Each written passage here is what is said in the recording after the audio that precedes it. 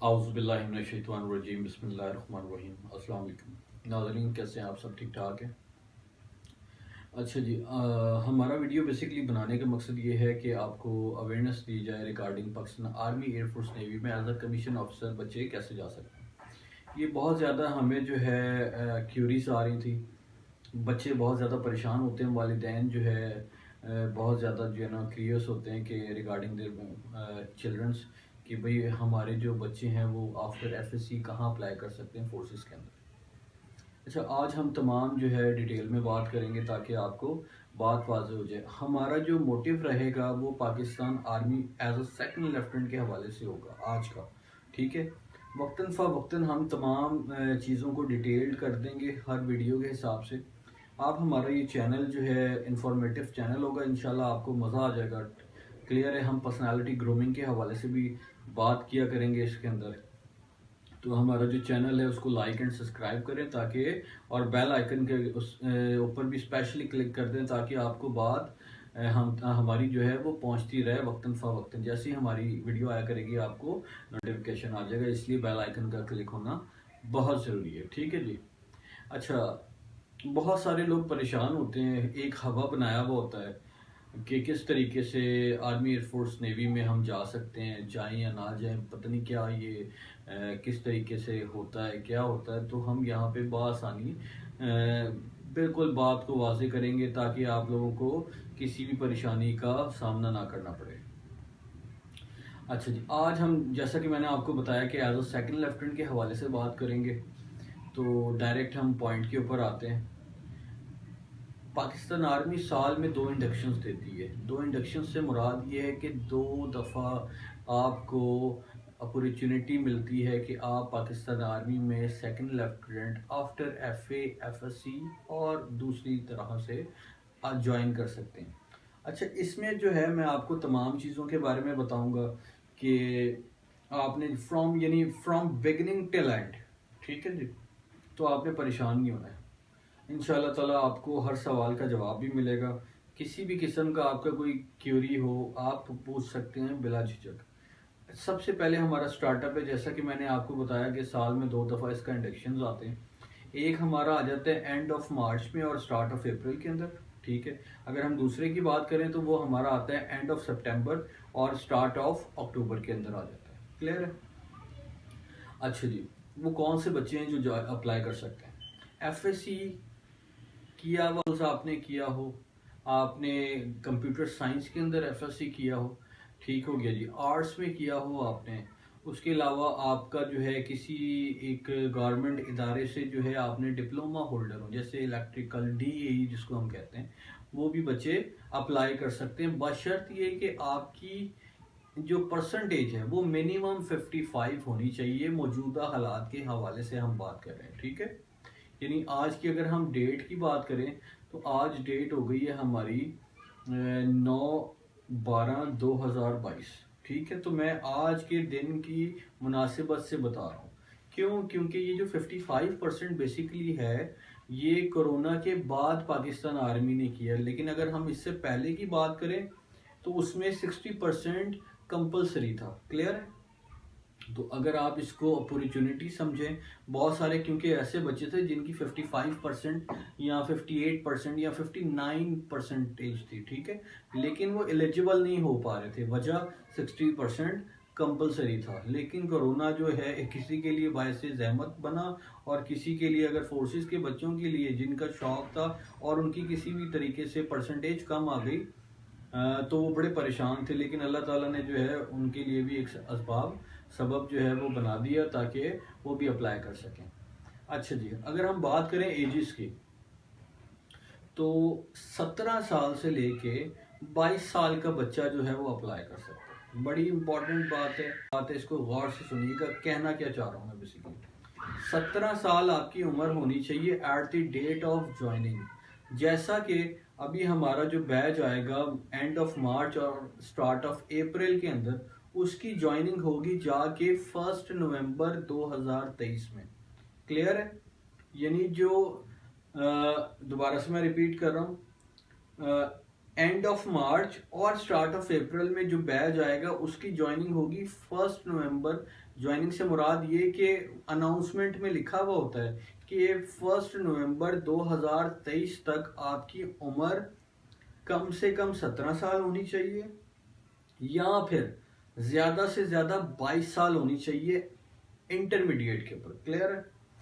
अच्छा जी, बहुत सारे हमारे यहाँ पे बच्चे ये समझते हैं कि इसका मतलब ये है कि भाई मेरी अगर लेट सपोज है कि एज 22 साल होने में भी 5 महीने हैं, ठीक है, कितने 22 साल होने में मेरे 5 महीने हैं और मैं जो है रजिस्ट्रेशन करवा रहा हूँ, तो रिमेंबर आपकी रजिस्ट्रेशन हो जाएगी बशर्त ये कि 3 महीने इजाफी जैसे आर्मी देती है। तो कोशिश करें कि 21.5 साल आपके लिए डेडलाइन है। 21.5 साल अगर हम कैलकुलेट करते हैं तो फॉर एग्जांपल ये चौथे महीने में अनाउंसमेंट आ जाती है स्टार्ट में, या end of third of month यानी मार्च जिसको हम कहते हैं। उधर से लेके अगर हम 11वें महीने की बात करें तो इसके अंदर ऑलमोस्ट चार से लेके अगर नवंबर की बात करें 11 यानी 7 महीने का डिफरेंस आता है। तो आपकी मैक्सिमम एज जो है ना 21.5 साल होनी चाहिए, बस इससे ऊपर नहीं जाएगा। ठीक है, बहुत सारे लड़के ये गलती कर देते हैं। फॉर एग्जाम्पल उनकी जो है ना अभी 22 साल उम्र होने में 2 महीने रखते हैं, वो कहते हैं शायद हम जो है वो एलिजिबल हैं, वो लोग एलिजिबल नहीं होते। क्लियर है? इसी तरीके से अगर हम बात करें निचले दर्जे की तो 17 साल की उम्र at the date of joining होनी चाहिए, जैसा कि मैंने आपको मेंशन कर दिया। क्लियर है? कोई सवाल तो नहीं है आप लोगों का? बआसानी मैं आपको समझाऊंगा, 1 to 1 करके समझाऊंगा। कोशिश होगी कि जो आपके जहन में सवाल हैं और जो भी आपने पूछे भी नहीं है वो भी आपको बता दिए जाए। क्लियर? अच्छा जी अब सबसे बड़ा सवाल आता है कि हाइट आपकी कितनी होनी चाहिए। तो 5 फुट 4 इंच आपकी हाइट होनी चाहिए। इनिशियल टेस्ट क्या होता है सर? ISSB किसे कहते हैं? इनिशियल टेस्ट मैं आपको बताता हूँ इनिशियल टेस्ट क्या होता है। इनिशियल जो है ना वो एक इब्तदाई टेस्ट होता है जिसमें आपके पास, आपने सुना होगा कि इंटेलिजेंस आता है पहले, जिसमें हम कहते हैं वर्बल और नॉन वर्बल आता है, देन आपका एकेडमिक्स आता है। ठीक है, पहले आपका नंबर 1 टेस्ट होता है वर्बल का, देन नॉन वर्बल आता है, देन उसके बाद आपके पास आ जाता है क्या कहते हैं एकेडमिक्स आ जाता है। ठीक है, वर्बल नॉन वर्बल दोनों एक साथ आते हैं आप, यानी पहले वर्बल आता है फिर नॉन वर्बल आता है, लेकिन दोनों का पास करना बहुत ज़रूरी होता है। जैसे ही आप पास करते हैं आपका एकेडमिक्स ओपन हो जाता है। एकेडमिक्स को आप पास करते हैं तो आप जो है वो अपने स्लिप लेके जाते हैं के पास, जो कि कंसर्न बंदा होता है वहीं पे मौजूद होता है, आपका रिक्रूटमेंट सेंटर यानी ASRC में मौजूद होता है। उसी को दिखाते हैं कि सर ये जो है मैं पास कर चुका हूँ, वो स्टैंप लगा देते हैं। आपको मेडिकल, हाफ मेडिकल उसी दिन हो जाता है या फिर वेरी नेक्स्ट डे हो जाता है, या फिर आपका डॉक्टर जैसे भी अवेलेबल होता है। ठीक है जी, जैसे ही आप वो पास करते हैं आप मेडिकली फिट हो जाते हैं। मेडिकल फिट होने के बाद आपका फिजिकल टेस्ट होता है, देन इंटरव्यू हो जाता है। ठीक है जी, इंटरव्यू जैसे ही आप पास करते हैं तो आपको ISSB फॉर्म मिल जाता है एंड सो ऑन। इस तरीके से मामला चलता है। सबसे पहले आपका स्टार्टअप में होता है रजिस्ट्रेशन। आप जब रजिस्ट्रेशन करवाते हैं उसके बाद एक वक्त आता है, यानी ऑलमोस्ट जो है ना वो 15 दिन का गैप दे देती है आर्मी, ताकि बच्चा जो है वो थोड़ी बहुत तैयारी कर सके। बहुत सारे बच्चे जो है वो पहले से तैयारी कर रहे होते हैं। क्यों? क्योंकि जाहिर सी बात है, एक जो है ना वो आप कमीशन अफसर की टेस्ट देने जा रहे हैं, तो उसके लिए एटलीस्ट आपको तमाम चीज़ों के बारे में इल्म होना चाहिए कि टेस्ट का पैटर्न क्या है, कैसा टेस्ट आता है, मैं कहाँ खड़ा हुआ हूँ, क्या मेरी उस लेवल की तैयारी है कि मैं टेस्ट को पास कर सकता हूँ। तो इन तमाम चीज़ों के बारे में आपको इल्म होना बहुत ज़रूरी है। क्लियर है? अच्छा जी, आप टेस्ट पास करते जाते हैं, आगे बढ़ते रहते हैं और आपको जो है ISSB लेकर जाया जाता है। अच्छा, सबसे बड़ा एक सवाल आता है कि सर इनिशियल में कौन से टेस्ट आते हैं? अच्छा, यानी इनिशियल में कौन से टेस्ट से मुराद वर्बल में कौन कौन से टॉपिक्स होते हैं? ठीक है जी, मैं आपको बता देता हूँ भाई। वर्बल में मल्टीपल किस्म के टॉपिक्स होते हैं, जैसा कि स्पीड हो गया, परसेंटेज हो गई। वर्बल में मल्टीपल किस्म के टॉपिक्स होते हैं, जैसा कि स्पीड हो गया, परसेंटेज हो गया, प्रॉफिट एंड लॉस हो गया, डेज, डजन, डायरेक्शंस हो गए, एजिस वाले सवाल आ जाते हैं। ठीक है, अच्छा ज़कात आ जाता है। उसके अलावा जो है आपका सीरीज हो गई, एनालॉजी हो गई, क्लासिफिकेशन हो गए। ठीक है जी, अच्छा उसके बाद आपके पास आ जाता है क्या कहते हैं, बल्कि हाँ, जंबल स्पेलिंग्स आ जाते हैं, जंबल वर्ड्स आ जाते हैं, कंपाइल एज पर डिक्शनरी आ जाता है, स्पेलिंग मिस्टेक्स आ जाती हैं। ये तमाम चीज़ें जो हैं वर्बल के अंदर आती हैं। ठीक है, नॉन वर्बल की बात करें तो वो पिक्चर्स वाले सवाल होते हैं। अच्छा, पिक्चर्स वाले सवाल कौन कौन से होते हैं, उसमें भी मल्टीपल किस्म के होते हैं। वो आप हमारी वीडियोस देखते रहेंगे, इंशाल्लाह आपको जो है वो तमाम जितनी भी जहन के अंदर आपके सवालात हैं वो बआसानी वाजे होते चले जाएंगे। क्लियर है? ISSB क्या होता है बेसिकली? अच्छा हाँ, मैं यहाँ पे एक बात बताता चलूँ कि रिमेंबर इन योर माइंड कि मैंने ये देखा है कि बहुत सारे इंटरमीडिएट स्टूडेंट्स होते हैं लेकिन वो असल में उनकी परसेंटेज बड़ी आउटस्टैंडिंग आई होती है। लेट्स सपोज अभी कोरोना में मैंने देखा कि किसी की 94 परसेंटेज है, किसी की 92 परसेंटेज है, किसी की 99 परसेंटेज है, किसी की 97 परसेंटेज है। तो हमने तो कभी ये ऐसी परसेंटेज जिंदगी में देखी नहीं थी। लेकिन मैं आपको इसका नुकसान बता दूं कि भाई अगर लेट्स सपोज एक बच्चे ने 98 परसेंटेज लिया है तो इसका मतलब है मेंटली उसकी हेल्थ भी 98 परसेंटेज वाली होनी चाहिए कि अगर उससे 100 सवाल किए जाएं तो 98 क्वेश्चन उसको फिजिक्स के आने चाहिए। इट्स मीन क्योंकि उसने नंबर्स, बायोलॉजी की बात करें या फिर दूसरे सब्जेक्ट्स की बात करें, जो भी उसके अपने स्पेसिफिक सब्जेक्ट्स हैं उसमें अगर एज पर परसेंटेज, तो याद रखिएगा कि ये बुनियादी चीज़ है, ये बुनियादी चीज है, इसके ऊपर जरा कंसंट्रेट कीजिएगा। अगर आपके 70% है तो ठीक है, इसका मतलब है 100 में से 70 सवाल आपके करेक्ट होने चाहिए। बहुत सारे हमारे यहाँ अफसोस के साथ कहना पड़ता है कि 90s में परसेंटेज है लेकिन लेवल उनका जो है 8वीं पास भी नहीं होता। तो याद रखिएगा अफसर बनने जा रहे हैं तो देयर इज एक माइनर सा भी नेगोशिएट नहीं किया जाता इस चीज में कि आप जो है ना स्टीलिंग करें, डॉजिंग करें या फिर लाइंग करें पाकिस्तान आर्मी एयरफोर्स नेवी में। क्लियर है? अच्छा जी, सेकंड मैं आपको बताऊं कि अपना फिजिकल सीधा करें। ठीक है, बहुत सारे बच्चे मैंने ऐसा देखा है कि पढ़ाई बहुत ज़बरदस्त होती है, आउटस्टैंडिंग होती है, तैयारी फिट होती है, लेकिन पता लगता है वो फिजिकली अनफिट होते हैं। यानी किसी की स्टेमिना अच्छा नहीं है, कोई चिनअप्स नहीं कर पा रहा होता, कोई पुशअप्स नहीं कर पा रहा होता। ठीक है, आपको जब पता है कि आपने किस जगह पे जाना है तो उसके हिसाब से आप तैयारी करें। आप लोग तैयारी नहीं कर रहे होते। अच्छा जी, मेडिकल की बात करें तो बहुत सारे ऐसे आ जाते हैं जिनका वेट ज्यादा होता है, वो समझते हैं कि हम पता नहीं पहले सर टेस्ट पास कर लेते हैं उसके बाद जो है ना हम क्या पास कर लेंगे, सर मेडिकल होगा देखा जाएगा। ओ भाई, मेडिकल अगले दिन होता है, उसी दिन भी हो सकता है 50% आपका। ठीक है जी। अच्छा जी, हैवी इतना ज्यादा मोटा बबलू सा बच्चा है, उससे भागा जाता नहीं है। ठीक है, तो भाई आप अपनी तैयारी जो है वो पहले से करो फिजिकल की। क्यों? क्योंकि फिजिकल में ज्यादा से ज्यादा 2 से 3 दिन का डिफरेंस दे देते हैं, इससे ज्यादा थोड़ी देते हैं कि आप जो है ना सर 15 दिन 20 दिन के बाद में आऊंगा या महीने के बाद आऊंगा। तो आपने पहले नहीं किया तो बाद में क्या करेंगे? याद रखिएगा ये तमाम आपकी जो क्वालिटीज होती है ना, ये स्टार्टअप में देखी जा रही होती हैं कि भाई आपके अंदर गट्स कितने हैं, जिस काम मकसद के लिए आप जा रहे हैं क्या आप उस मकसद के लिए तैयार होकर आए हो या फिर मुंह उठाकर आ गए हो। ये भी बड़ा देखने वाली चीज होती है। अच्छा जी, उसके बाद क्या होता है, फिजिकल हो गया जी।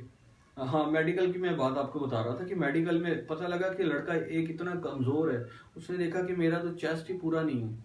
ठीक है, तो वो बैठा हुआ है, he is just studying and that's all. वो समझ रहा है शायद मैंने टेस्ट पास कर लिया है तो मैं जो है मेडिकली भी फिट हो जाऊंगा। तो वो पता लगता है कि अंडर वेट भी होता है और मेडिकली अनफिट कर दिया जाता है, या उसको ज्यादा से ज्यादा 10 या 15 दिन का गैप दे दिया जाता है। अच्छा, गैप जब दिया जाता है तो वो अब कहता है यार मेरे ऊपर तो बड़ा एक बोझ आ गया है। क्यों? क्योंकि उसको खाने का भी शौक नहीं होता, उसने कभी जिम भी नहीं उठाया होता। ठीक है, यानी एक्सरसाइज भी नहीं की होती, जिसकी वजह से वो जो है ना अपना जिस्मानी तौर पे भी कमज़ोर होता है। तो आप तमाम लोग जो हैं मुझे सुन रहे हैं, ठीक है, आप लोग इन तमाम चीज़ों को गौर करो कि जिस चीज़ की आपके अंदर कमी है उसको टाइम से पूरा करें। That's all. अच्छा, अब हम चले जाते हैं इंटरव्यू की तरफ। पहले जो है याद रखिएगा, आर्मी की हम बात करें, एज अ सेकंड लेफ्टिनेंट के हवाले से बात करें, बहुत इंपॉर्टेंट बात है। पहले के मुकाबले में मौजूदा दौर की अगर बात करें तो बहुत जो है ना वो स्ट्रिक्ट तरीके से आपका इंटरव्यू लिया जाता है। उसकी वजह यह है कि बहुत सारे बच्चे जो है ना पहले अप्लाई नहीं करते थे, लेकिन आज बहुत ज़्यादा बच्चे अप्लाई कर रहे हैं। जब ज़्यादा अप्लाई करते हैं तो पता लगता है कि रिजल्ट्स ज़्यादा बनते हैं। ठीक हो गया जी, रिजल्ट्स ज़्यादा बनते हैं तो एक आपको पता है कि एक एवरेज जो है ना नंबर ऑफ स्टूडेंट्स को ISSB से होते हुए PMA पहुंचना होता है। तो सबसे पहले यहाँ पे ये देखा जाता है कि इनिशियल इंटरव्यू में कि क्या इस बच्चे के अंदर इतनी एलिजिबिलिटी है कि इसको हम ISSB के लिए प्रेफर करें। क्लियर है? तो इसका मतलब है कि आपकी अंग्रेजी बेहतर होनी चाहिए, नंबर 1। इंग्लिश मैंने क्यों कहा, क्योंकि तमाम जितने भी टेस्ट आते हैं वहाँ, वो सारे आपके इंग्लिश के अंदर होते हैं, उर्दू में कोई भी नहीं होता। आपकी विकेबलरी अच्छी नहीं होती तो आप हाउ इट इज़ पॉसिबल कि आप जो है ना सवालात को पढ़ के समझ सकें। वहीं पे आप खुश हो जाते हैं, ठीक है। वहाँ पे आप जो है ना वो तुक्के का सहारा लेना शुरू हो जाते हैं। क्यों? क्योंकि कोई नेगेटिव मार्किंग तो समझते हैं नहीं, तो तुक्के लगाना शुरू कर देते हैं। अच्छा, ISSB आपको पता है एक जो है ना 4 दिन का एक रहते भी हैं, यानी आपकी कॉल और फेल में तजाद नहीं होना चाहिए। ये तमाम चीज़ों को मद्देनज़र रखते हुए आपको सेलेक्ट और रिजेक्ट किया जाता है। क्लियर है? आगे जाके जो हम बहुत सारी वीडियोस के हवाले से इसमें यानी वीडियोस में बात करेंगे कि वो कौन से बच्चे होते हैं, कौन सी वजूहात होती हैं, कौन कौन से मामलात होते हैं जिसकी वजह से ISSB में बच्चे जो हैं वो रह जाते हैं। ठीक है। बहरहाल बहुत सारी चीज़ें हैं, बहुत सारे मामलात हैं। ISSB is not a joke. मैंने ये एक चीज़ देखी है, मैं यहाँ पे लास्ट में एक बात बताता चलूँ कि वो लड़के जो ISSB में रह जाते हैं लेकिन उन्होंने तैयारी बड़ी ज़बरदस्त की होती है। तैयारी से मुराद ये होता है कि अपने ऊपर, अपनी स्किल्स के ऊपर, अपनी सेल्फ ग्रूमिंग के ऊपर बहुत ज़्यादा, अपनी पर्सनैलिटी के ऊपर बहुत ज़्यादा काम किया होता है। तो वो उनको मैंने आने वाले कल में कामयाब होते हुए देखा लिटरली।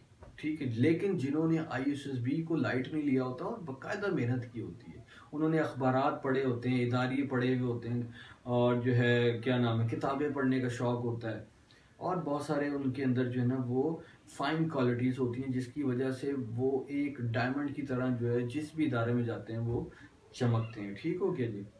बाकी वक्त के साथ साथ जो है ना मैं इंशाल्लाह आपको और डिटेल देता रहूँगा। ये हमारा पहला पार्ट था। ठीक है। किसी भी किस्म का और कोई सवाल होगा आप पूछ सकते हैं मुझसे, कोई मसले की बात नहीं है। इंशाल्लाह हर एक एक सवाल का आपको देंगे कि इंशाल्लाह ताला हम जो है पढ़ाई के साथ साथ ये जो आप वीडियोस मेरे लेक्चर देख रहे हैं इसके साथ साथ हम पर्सनालिटी ग्रूमिंग के ऊपर भी बात करेंगे, ताकि आपको जो है ना अपना आप अच्छा लगना शुरू हो। आप अपने ऊपर जो है ना मेहनत, अपनी डेवलपमेंट्स, माँ बाप से इज्जत से बात करना, उनकी कदर करना, रिस्पेक्ट करना, किसी दूसरे को कमतर नहीं समझना, इन तमाम पहलुओं के ऊपर भी बात करेंगे। क्यों? क्योंकि याद रखिएगा फौज में एक एक चीज़ वेरी की जा रही होती है। हमने एक स्लोगन रखा हुआ है, army is equal to Islam. आप इस्लाम को फॉलो करते जाएंगे, यानी इस्लाम से मुराद वो तमाम चीज़ें जो कि इंसानियत के लिए बेहतरीन होती हैं। ठीक है। Positive thoughts, positive character, results, आपकी और बेतहाशा चीज़ें। इसी तरीके से यहाँ से आप ऊपर जा रहे हैं इस्लाम के ऊपर, और यहाँ से जो है ना फौज की तरफ आपको अल्लाह पाक खुद ब खुद लेके चला जाता है। ठीक है। बहुत सारी दुआएं हैं कि अल्लाह पाक तमाम जो उम्मत मुस्लिमा और तमाम जितने भी इंसानियत दर्स लोग हैं उनको अपने हिफ्ज़ अमान में रखे। पाकिस्तान को अल्लाह पाक शादो आबाद रखे, कामयाब करे।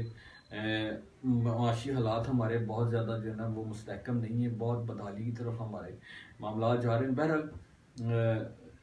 आप सबका बहुत शुक्रिया मुझे देखने के लिए। कुछ वक्त का हम गैप लेते रहते हैं। ठीक है। इंशाल्लाह कल एक नई वीडियो के साथ हाजिर होंगे।